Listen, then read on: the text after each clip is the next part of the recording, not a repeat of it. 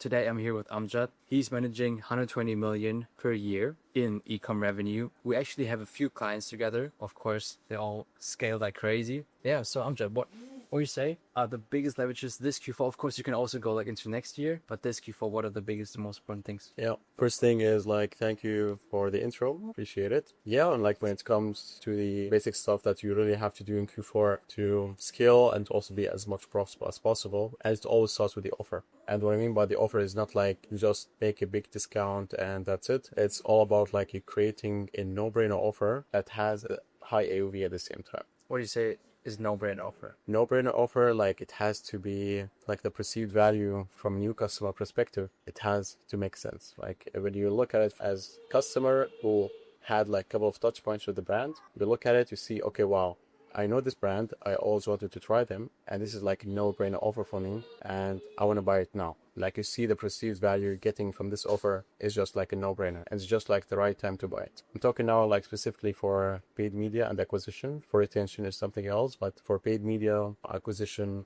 this is in my opinion the most important thing. Because if you have like a beauty brand and you're selling foundation, we can make like a stack of 5 foundations, all the same, and make them as a bundle and try to sell them like for new customers. That's not a no-brainer offer because they haven't tried the product yet. So you're trying to sell them 5 pieces just to increase the AOV. But that actually doesn't make sense from new customer perspective. Always think from like new customer perspective. If you're now seeing the offer and you've never had any experience with the brand, why would I buy like 1,000? This is what I've never tried it. Yeah.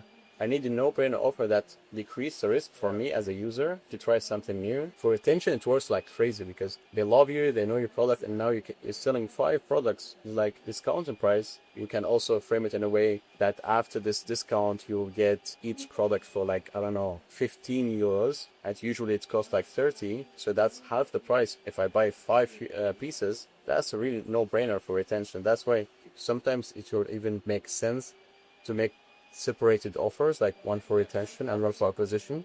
Depends on your funnel and if you really can make that happen in a way. But yeah, this needs always to be like no-brainer for acquisition if your goal is to acquire new customers. And for retention, it has to be also for them like full stack of value that is framed like in a no-brainer way that they know if we miss on it right now, like we will not get the same offer again. Okay, so that's the first no-brainer offer. So yeah, the number 2 is creatives. I think that's the basic one, but one of the things that most brands really ignore is they don't know much about funnel filling. So what I mean by that is, for me, if you want to succeed in Q4, you really, like in Black Friday, Cyber Monday, you really have to start in September. So just like right now, think about creatives and how we can fill up the funnel from now. Start pushing creatives that get us new users in the funnel. So new touch points from new people who never heard about us with like top of the funnel creatives that gets you these type of people. A lot of people will not buy. That's something we know, like for sure, like not everyone will buy in September, October. But at the same time, you're still filling out the funnel with a lot of people who are making touch points with you. And then in Black Friday, Cyber Monday, you'll make the offer and they will be waiting for that moment. And now we have like tons of people who know you and considering buying from you, but they didn't pull the trigger yet because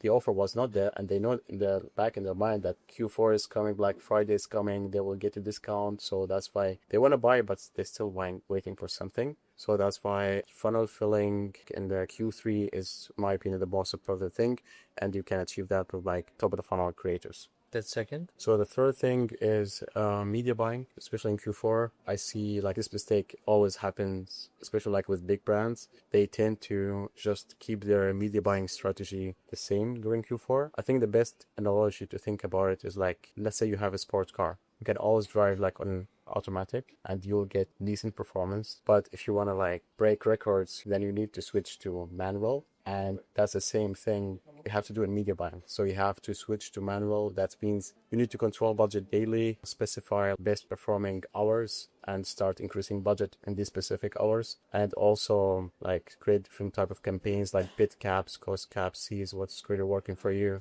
And also like when you want to test anything new, always test it like with a higher budget. Let's say usually like test with 50 euros a day. In Q4, you really need to test with higher budget, like let's say 100, 150 a day. So you get the learnings faster and you can move forward faster. So yeah, it's all about speed in Q4, and especially like Black Friday, Cyber Monday. You can't just upload the creatives, scale the budget by 30% and hope for the best. That doesn't work at all. So yeah, it's all about like switching to manual and moving faster. I think that's the most important thing. It's very like a deep topic, to be honest, when it comes to the media buying. Sure. But yeah, this is like the way to think about it.